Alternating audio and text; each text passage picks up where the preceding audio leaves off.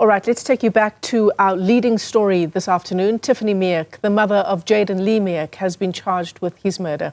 The boy was last seen after his Scholar Transport dropped him off at his home back in May.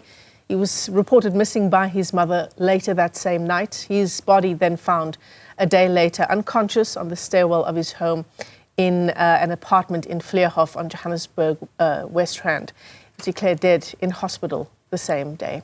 Let's speak now to Dr. Shaheda Omar. She's the director at the Teddy Bear Clinic. Dr. Omar, as always, thanks for coming on, giving us your perspective on these incredibly important stories. I'm not sure if you saw the media briefing outside court today. It was incredibly emotional. There was really a sense of shock that after all these weeks that this young boy's mother was appearing in the dock for his murder. Unthinkable, as you say, shocking, unacceptable. It's an enigma. It's incomprehensible how one can inflict this on your own flesh and blood. And again, if we just look at the global trends, it's always someone that is closely connected, associated with the victim. Unfortunately, it's no longer an exception. We are finding more and more cases where children are being violated, murdered, brutally injured by their immediate family members, and a biological mother being held liable, being charged for murder is something one cannot condone, accept, and it just doesn't make sense that here we're seeing this mother who was actually looking out for her child, pretended or put on a mask, where we find that that's more the characteristic features of a sociopath, because there's lack of empathy. How can a mother actually inflict this kind of violation on her own child? It's just something that we cannot accept. We cannot condone. It's just unthinkable, inconceivable, and yet we are faced with this brutal reality where children are being murdered by their own. We are seeing the incidents of paternal filicide, maternal filicide, children being murdered, and something has to be done. Yes, certainly, Dr. Omar, and it's something that makes policing incredibly hard, right? There was a lot of criticism of the police's action in the wake of Jayden-Lee being reported missing. His mother apparently wouldn't allow police access into her apartment that same night. But policing becomes difficult because in a case like this, what we are looking for is some monster on the streets, a stranger in the night. Indeed. And what you say, and this is what we always propagate, it's not the monsters who are violating our children. It's the likes of you and me, unfortunately. The best mother, the best uncle, the best coach, the best teacher, the best imam, priest, rabbi. It's the best of us amongst us, unfortunately. And you are right when you say this makes it so hard for policing, because who do we blame? Who do we hold accountable? Law enforcement. We say they are not doing their job.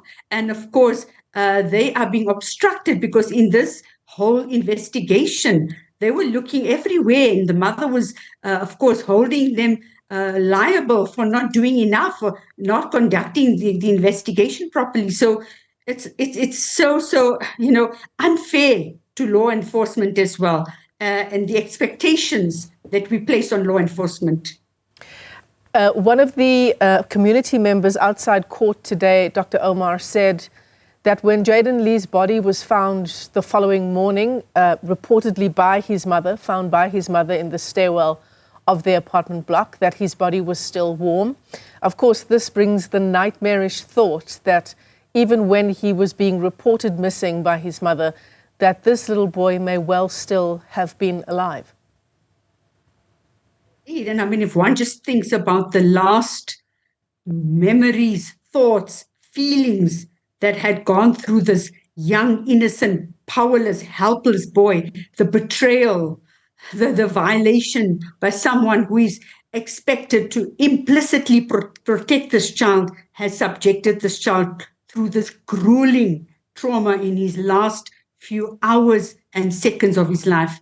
It's just, it's so painful, those wounds and the impact it leaves on society, on families, the issue of trust, children growing up, the messaging that is conveyed to children, whether they can trust their parents, their caretakers. This is something that also needs to be flighted. Children's fears, it's heightened fears, anxieties around their safety, around the ones that are supposed to love and protect them. We've talked about how difficult policing is in this context, and as is the advice that we now give to our children as caregivers and as parents, because there's the sort of old adage of stranger danger, right? Don't talk to strangers, don't accept this and that from strangers when a stranger is approaching you. So Dr. Omar, what do we tell our children now? And what you're asking is so important. Do we want to allow children to grow up in an environment with heightened anxiety, suffering with panic disorders, and or these startled responses, growing up with that post-traumatic stress disorder, that the issue of trust, you cannot trust anybody, whether it's your mother, your father, your uncle, your grandparents, your siblings. I mean, what kind of message do you actually leave children with without instilling fear and anxiety? It's a very tough call, this. It's not easy. How do we actually ensure that children are not left feeling traumatized? Are we still thinking about how do we message this? How do we actually reach out to children to say that, please, if you are feeling threatened, you are scared, if things don't seem right for you, reach out to somebody that you can trust. And who are they going to trust? Because the home is supposed to be the place of safety, security, and hope. Unfortunately, this is not what we are seeing on a daily basis. More and more children are being violated at home. So there isn't a quick fix solution to this. There isn't a clear-cut answer. It is something that we're going to have to work on with children, and it's a process. Sure. Yeah, that's a difficult answer, isn't it? Because there really just are no answers to that question. Dr. Shaheda Omar, thanks for coming on, giving us a sense really of the shockwaves this has sent through the community of Vleerhof, and no doubt to anyone who has been following this story as well. Dr. Shaheda Omar is the director at the Teddy Bear Clinic.